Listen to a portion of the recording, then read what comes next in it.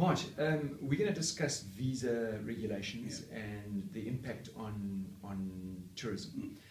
And I need to cut to the chase with this as quickly as possible. People don't like reading, and there's tons of reading in your latest Newsweek Tourism Week article.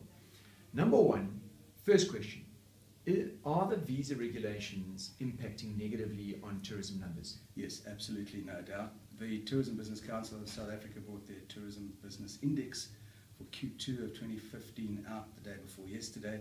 I've mentioned that in my article, and it's down to its lowest point since 2011. Okay. Question number two is, are the visa regulations and the changes that they've made to these regulations addressing the very issues that they were designed to address? They are, because they're stopping people going across the border. And that was what the Home Affairs were trying to do, stop children going across the border. The thing is that Home Affairs was mistaken in its legal framework. And the Centre for Child Law has recently put out, it was on the 16th of July, they put out a media release where they say that Mr. Chweti conflates trafficking with international parental child abduction. He doesn't seem to have understood the problem. And secondly, the laws that he's used, that he's addressed, are the Child Trafficking Act, which is, it's not his job to do that. He's supposed to be looking after the immigration laws. So what laws should he have implemented? The immigration laws. And what, let's assume we can deal, I'm sure every single one concerned doesn't want child trafficking to take place.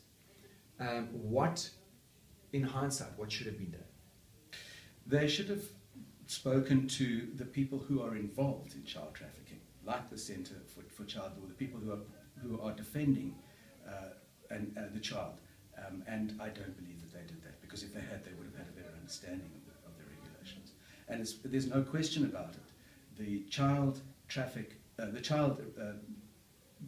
visa regulations have had a huge impact on the entire incoming and outgoing tourism.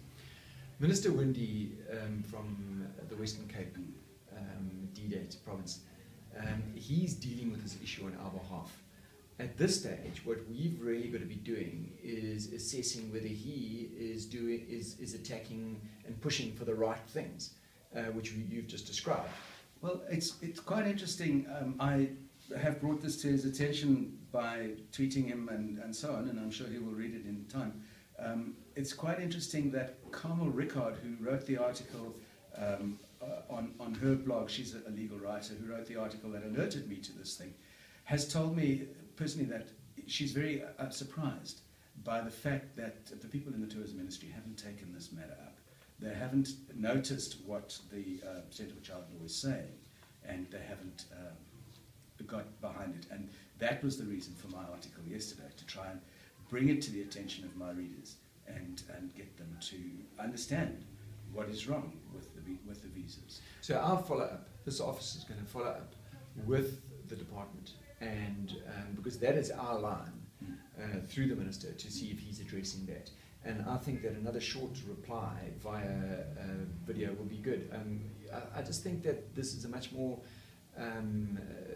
direct way of getting to issues with people. To read that was very heavy. You had to go through all sorts of documents and click-throughs, etc.